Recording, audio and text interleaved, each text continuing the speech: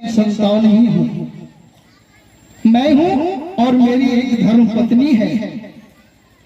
मैं दोनों पति और पत्नी इस जंगल में निवास करता हूँ।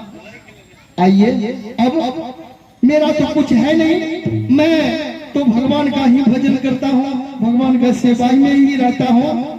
भगवान के शरण में बैठकर भगवान का नाम लेता ही रहता हूँ। संतन के संग लाग रे तेरी अच्छी बनेगी, संतन के संग लाग रे तेरी अच्छी बनेगी।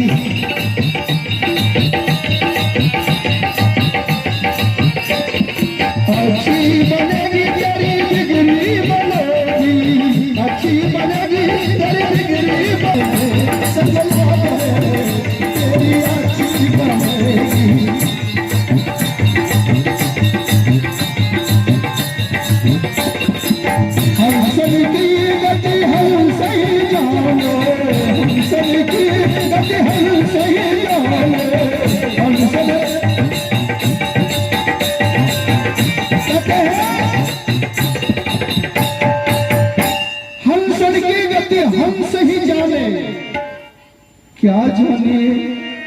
क्या जाने कोई कागल तेरी अच्छी बने,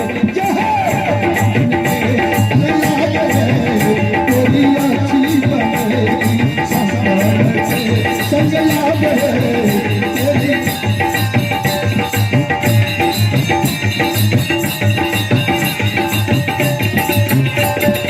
अच्छी बनेगी तेरी डिग्री बनेगी,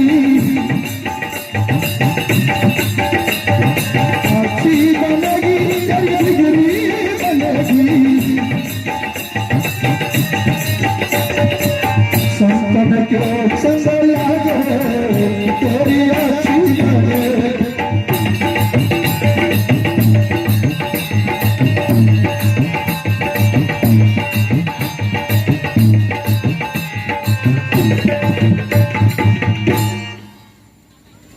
कन्हैया आदेव, हम अपने गुरुदेव संदीपनी मुनि के कुटिया तक आ पहुंचे हैं।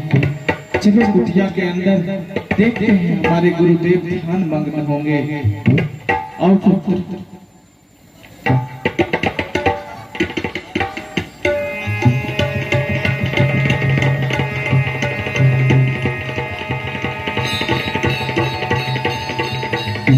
प्रणाम गुरु श्रेष्ठ।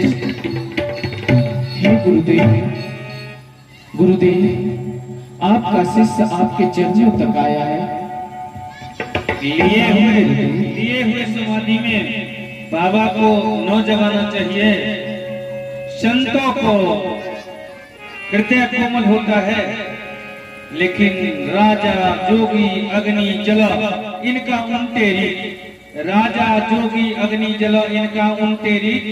परस परस पर बचते रहो थोड़े करो कीट। इसीलिए हे पुत्र, अभी बाबा समाधि लिए हुए हैं।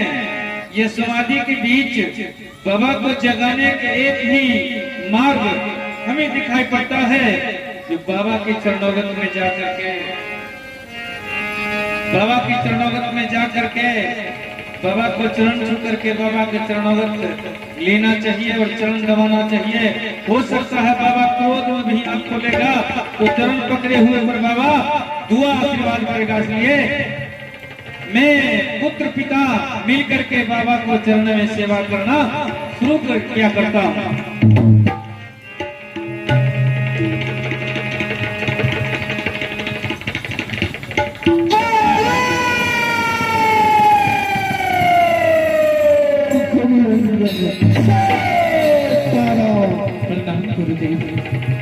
आयुष्मान भव, आयुष्मान भव। कौन हो? ये नैनी सारंग में ये संदीपनी मुनि से क्या जरूरत पड़ा कि आपने सेवा करके मेरी समाधि को आपने भंग किए।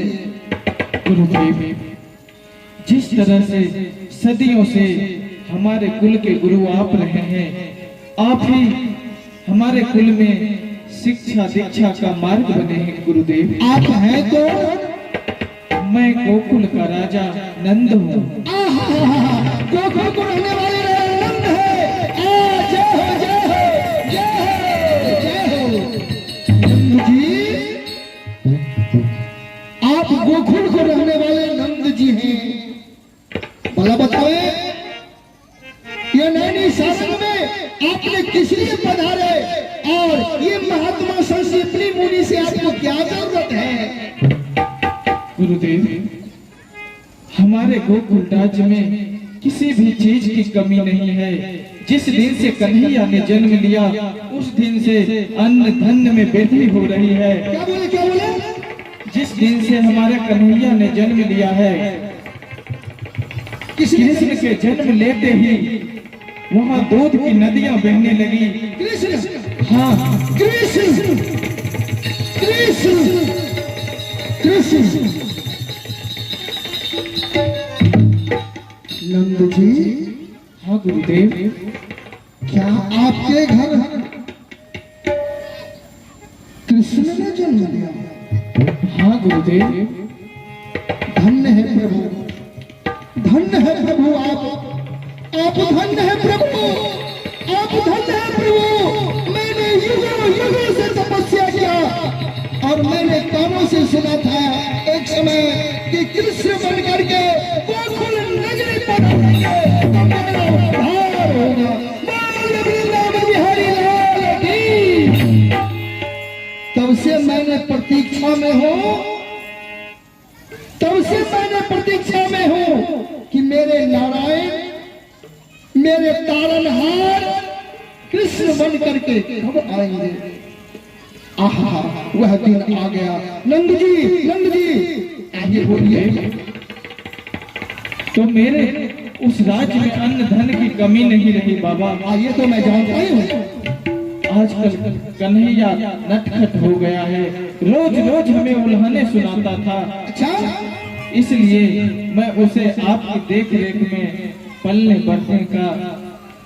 अच्छा अच्छा, आपने अपने पुत्र को शिक्षा दीक्षा प्राप्त करवाने के लिए आपने मेरे यहाँ ले आए हैं। हाँ गुरुदेव।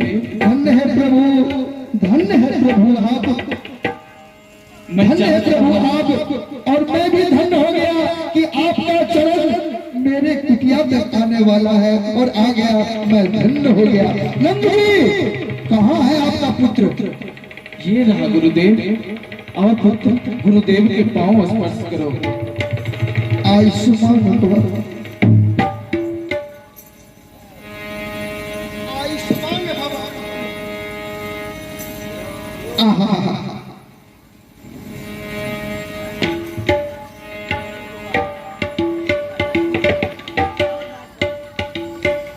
आप हैं श्री विष्णु कुमार सहनी। आपके तरफ से दान के रूप में धर्म खाता में 21 रुपया जमा हो रहा है और मैं भगवान कन्हैया से प्रार्थना करूंगा कि आपके समस्त परिवार के ऊपर भगवान कन्हैया का कृपा बनी रहे। बोलिए सच्चे दरबार की।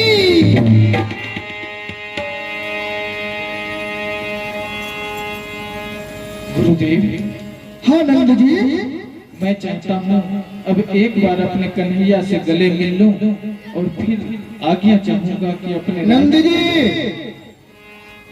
आपने अपने पुत्र को शिक्षा दीक्षा प्राप्त करवाने के लिए आपने मेरे कुटिया तक लाए हैं और आपका परंपरा का गुरु मैं हूँ, पूर्वजों का गुरु मैं हूँ।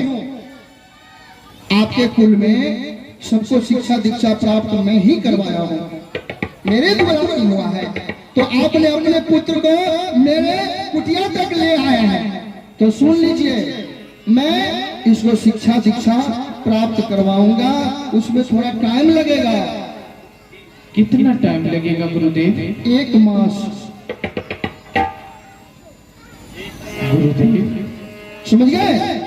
शिक्षा दीक्षा प्राप्त करवाकर शिक्षा दीक्षा से परिपूर्ण करके पुनः मैं आपके यहाँ आपका पुत्र को हवाले कर दूंगा। ठीक है? आप अपने पुत्र से मिल सकते हैं। आप पुत्र,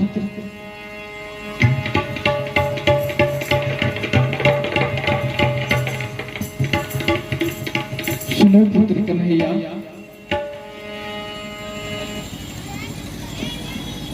सुनो पुत्र, जी पिताजी। तुम्हें यहाँ नंगे पांव चलना पड़ेगा, जंगल से लकड़ियां काटना पड़ेगा, भिक्षा मांग कर खाना पड़ेगा। इसके लिए तुम कभी गुरुदेव का आज्ञा ठुकराना मत पुत्र। जैसी आपकी आज्ञा पिताश्री। गुरुकुल का यही रीत होता है पुत्र, और तुम्हें यहाँ कष्ट भी होंगे पुत्र, उसे हंसते हंसते सह लेना, क्योंकि ये महल नहीं है। जाओ पुत्र, अब गुरुदेव के शरण में जाओ।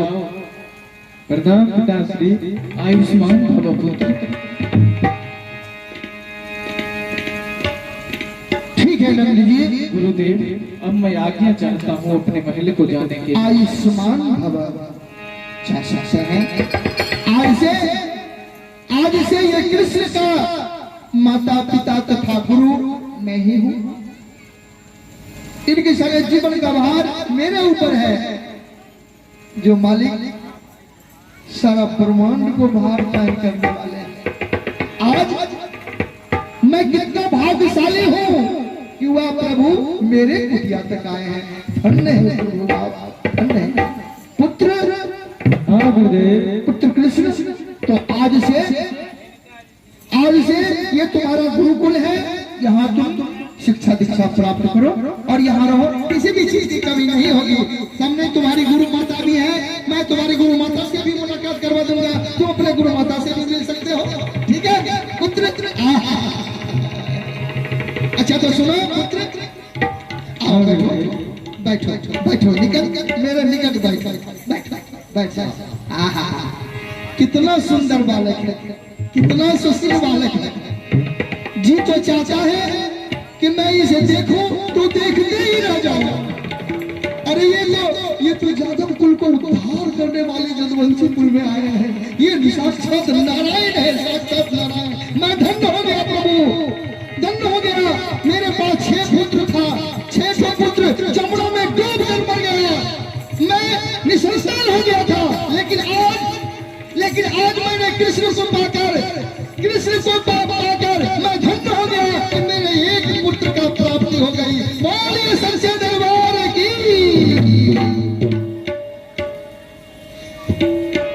चदरिया झीली रे झीली,